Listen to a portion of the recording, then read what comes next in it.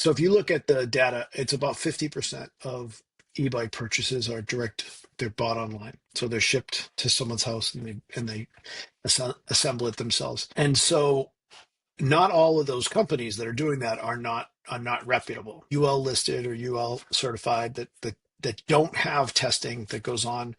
And I do think that's really important. If the manufacturers are going through that, I think it's in the shop's interest to figure out how to service that.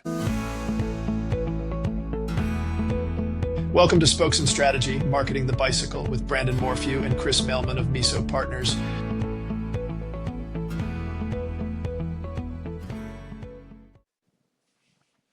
Hey, Chris. Brandon Morphew here with Spokes and Strategy. Good to see you, Chris.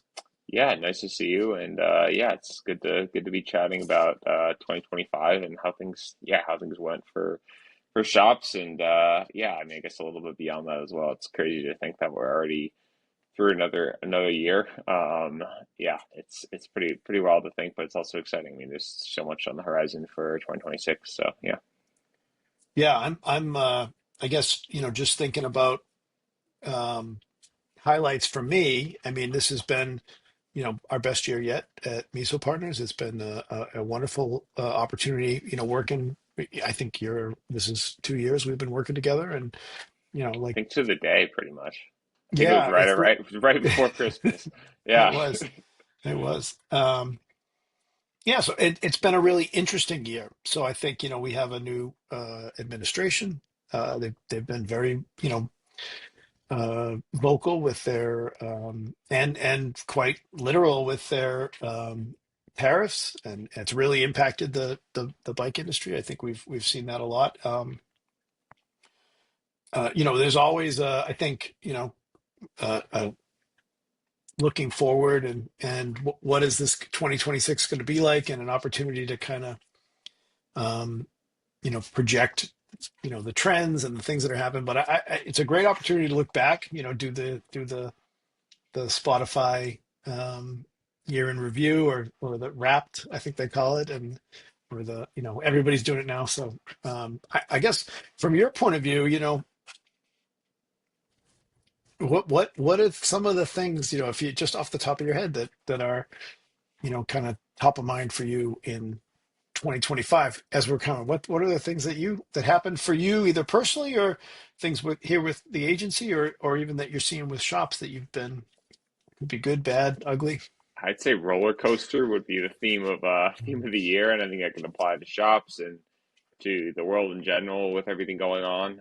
There's so much uncertainty about the next move, and I think like I know obviously it's no one wants to talk about politics, but I think it's beyond that. I mean at the end of the day, like the decisions of any administration, of any new administration, are always going to be different than the previous administration, even if it's a same party. And so there are a lot of big changes, and I think this time around especially there's a lot of big changes. And um, as with any industry that has a very complex supply chain, there's been a lot of impacts on manufacturers, which then in turn gets passed down to retailers. And I think a lot of uncertainty coming off the back of COVID, which was a massive boom, and then I would say like a pretty major dive after that. And I guess like one thing with roller coaster is just like you got to keep your seat buckled and stay in for the ride. And I think I was thinking about this with investments as well. You think about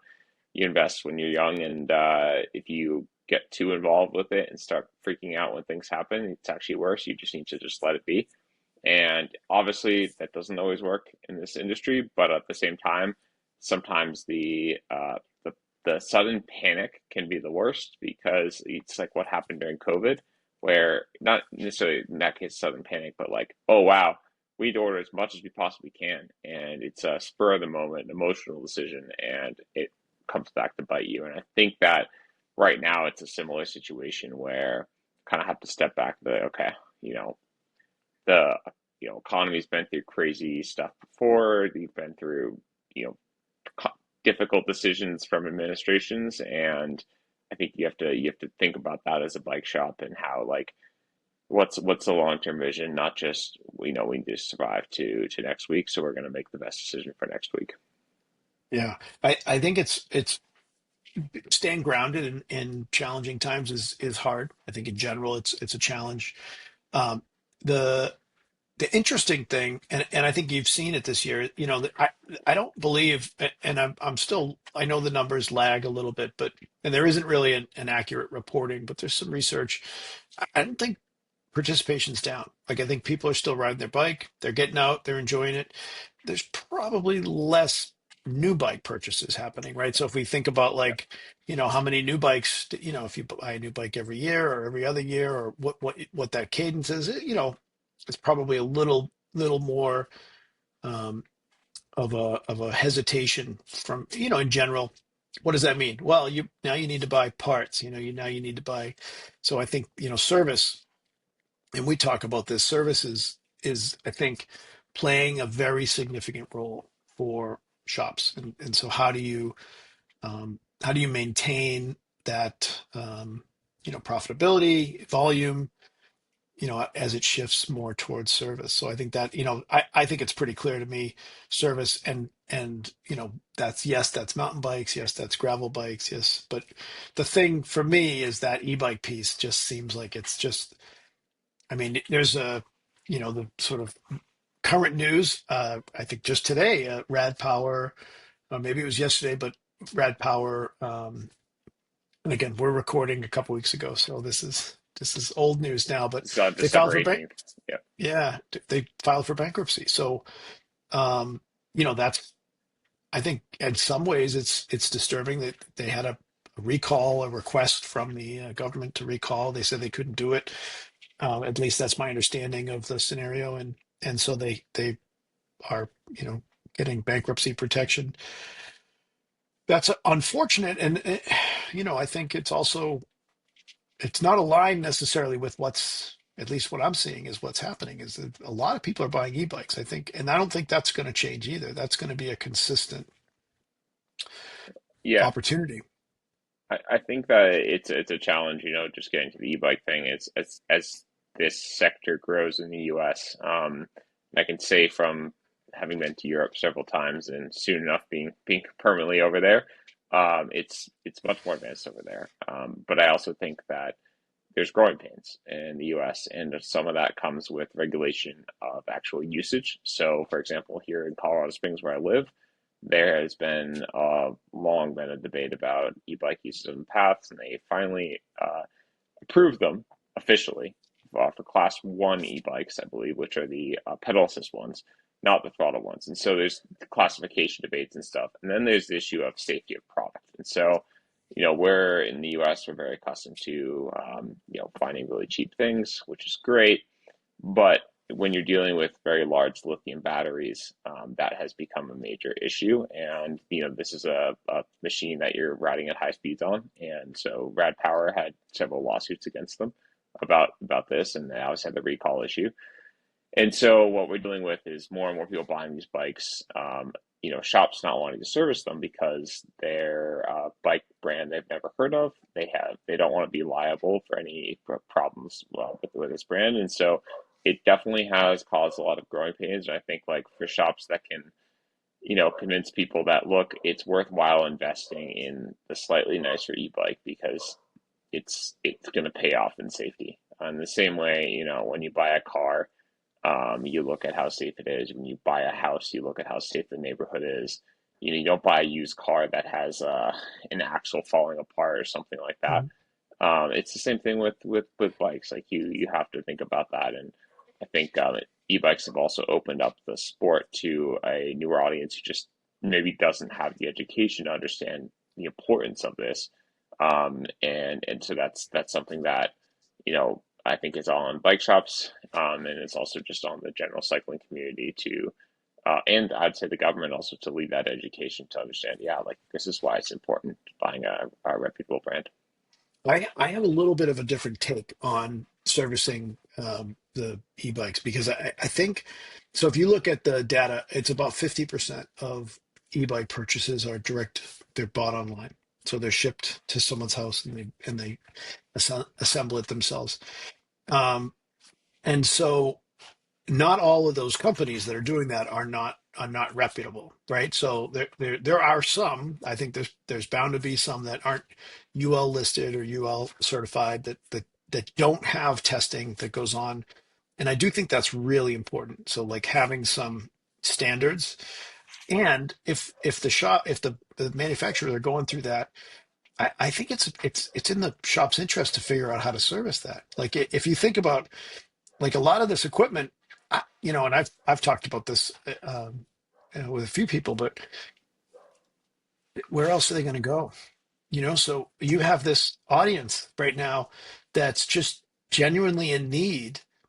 We're complaining about not enough business, and where are we going to get the next round of customers from, and where are we going to recruit our new customers from? And the reality is like there's this whole group of people that are part of this e-mobility movement. Their electric mobility, like it is going to look very different in this world over time. Cars are expensive.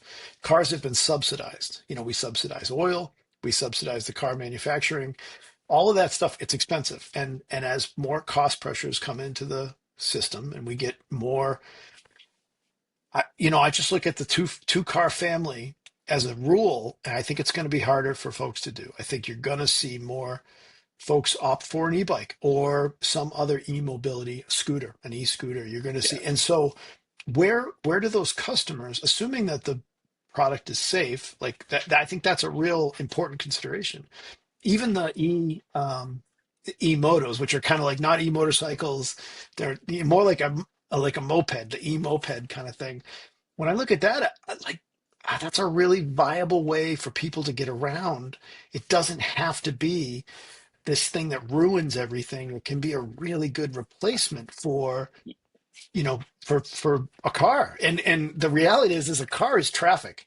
A moped is not traffic. You can drive around a moped. So what would you rather have if you're driving a car? Would you rather have more mopeds or more cars? More cars means you're just going to get stuck in gridlock. Anyway, so I'm yeah, looking at this. I see it. Where this service opportunity, and it's the wave is here, and it's only just beginning. Like if you envision the future, and I framed it up front. I didn't want to get into like guessing what's coming, but I do think people need a place to service these bikes and these other ancillary two-wheeled and one-wheeled and four-wheeled electric options for mobility. yeah.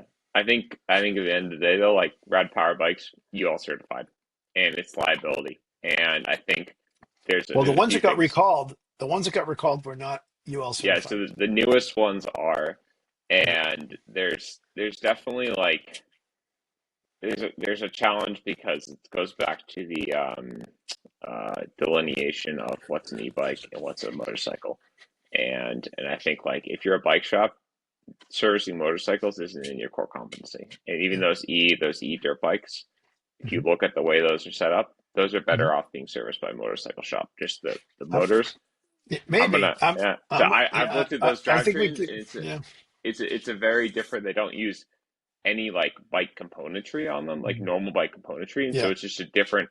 Like it's not in the skill set, but also Mhm. at the end of the day, like if you're a bike shop and you have one lawsuit against you because, for example, you no longer control, and this is the case with a lot of modern bikes now, you no longer control really the service. You control very small parts of servicing a bike, Mhm. but if it's an electronic side, there's nothing you can do. So if somebody's battery catches on fire, you probably didn't touch it, but you can Mhm. still help be held liable. So I Sure. think that's Yeah. that's the problem that I see, and I think like until get to a point where insurance can figure out and bike shops can figure That's out it. insurance around that, and Yeah. then also what brands like of those online ones are we going to service? Because the other thing that we have to factor in, and this is the case with pedal, like push normal pedal bikes as well, are the increase in direct consumer like Chinese brands, a lot of which make really good products because they're making products for other brands anyway. Mhm. But e-bikes bring in a whole different safety aspect with Yeah. batteries, and it's the same with electric cars. Yeah. It's just that because e-bikes are a lower ticket item, you can kind of get away with throwing in some cheaper products. So it's going to be interesting. But from all the shops I've talked to, um, for now, just because of liability, I think it's hard to say yes, even though it's yes, it's business, but it's Mm. also they need a better protection.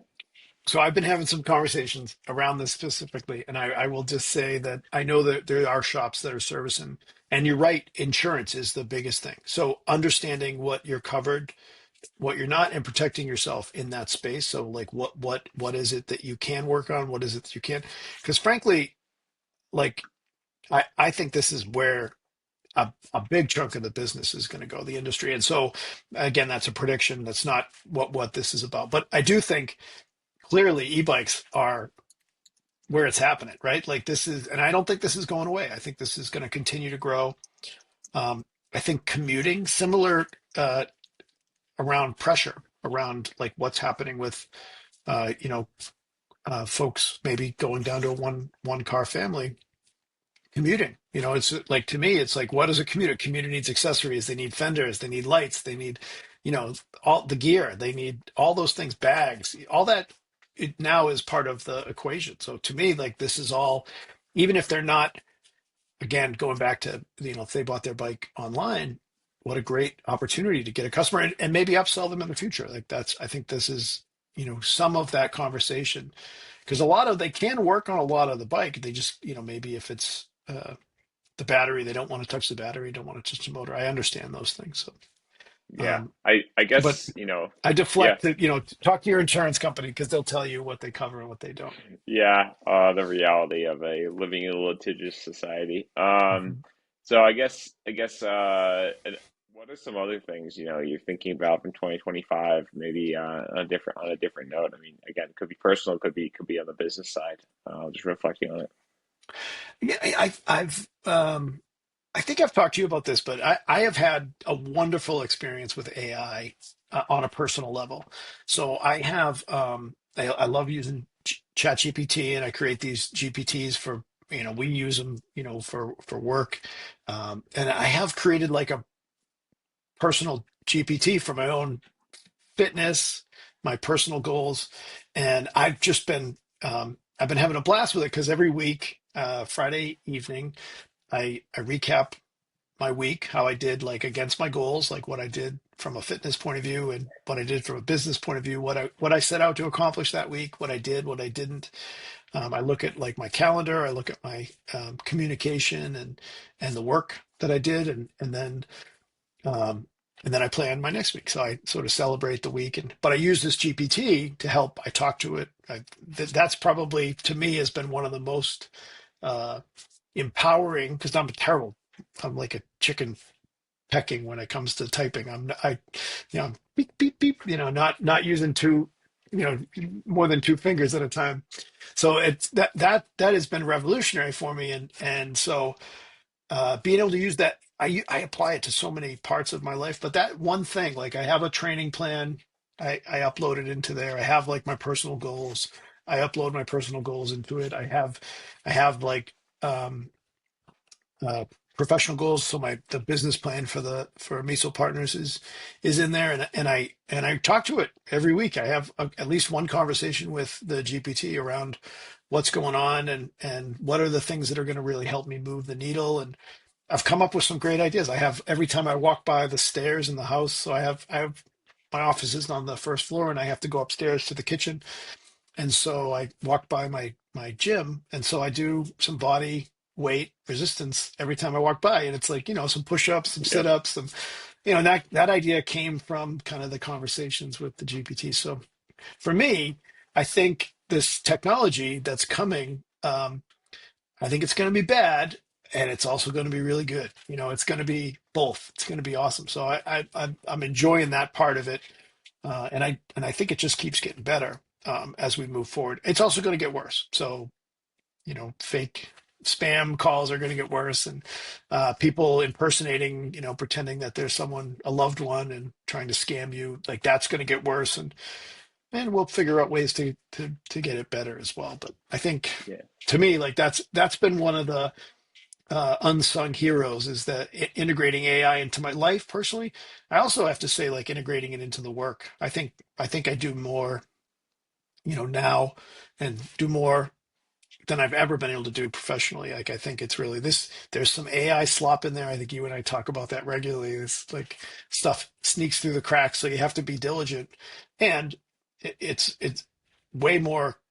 I think at the end of the day, than getting way more done than I ever have been able to accomplish. So, Yeah, I think for me, like, on the personal side, it's been interesting with AI because, I've had a lot of conversations with people like, the generation now in school, they're not learning critical thinking as much. And I gotta say, I do agree with that. I think like the problem is generally where I see AI is like in the same way you use a calculator. You still learn the fundamentals of doing arithmetic when you're young, even though you know you're not going to use it when you're older because there's our foundations to build on to get to more advanced levels of math. Like, my brother's an electrical engineer and he's getting his PhD. Like, if he hadn't learned those basic things and built hmm on them, hmm then he wouldn't be able to do what he's doing now.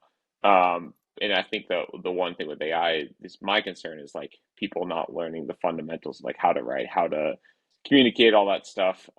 And for me, like I still love writing on a personal note. And so I hmm think with AI and work, like it's for me, it's like, okay, what can it do to save time on tasks that like are a waste of our time. Like, hmm like okay, you have X number of hours and you have to do all this stuff. There's certain tasks that just take time, don't take any skill, or maybe take some skill, but more just take time thinking that you could be spending on more advanced tasks.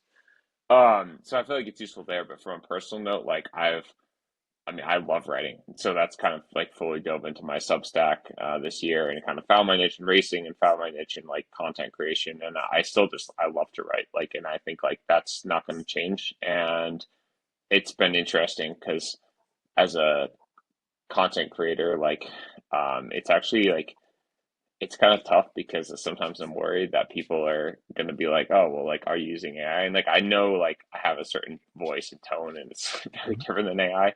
But I've hmm also like gotten to the point where like I don't care if there's typos in my work anymore, in Yeah. my personal work, because I'm like, oh, it's real. Like I Yeah. know because Yeah. to me, I also like I feel like this is a challenge a lot of people face.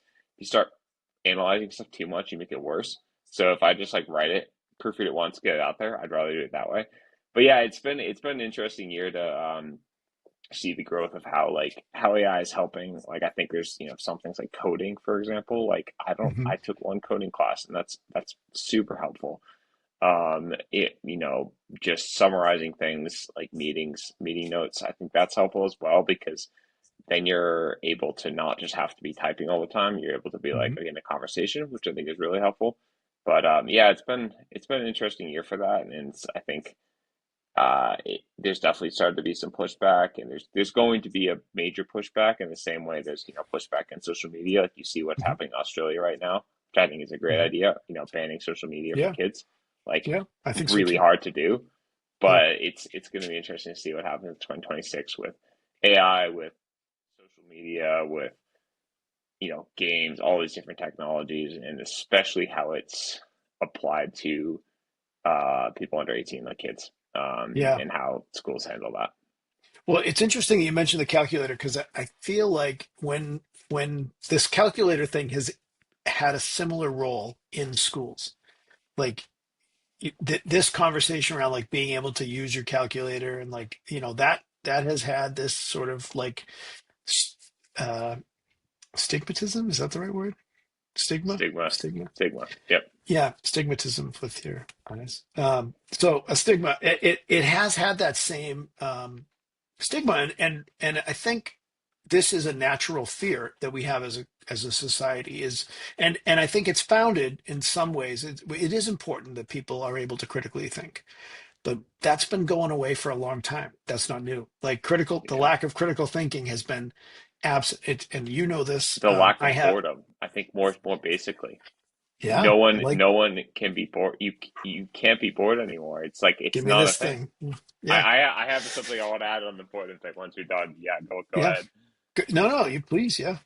So I was the last kid in my middle school to get a phone, and I'm 25 now. So I was born in 2000, and so I was in this period where kids were getting iPhones in middle school, like hmm smartphones.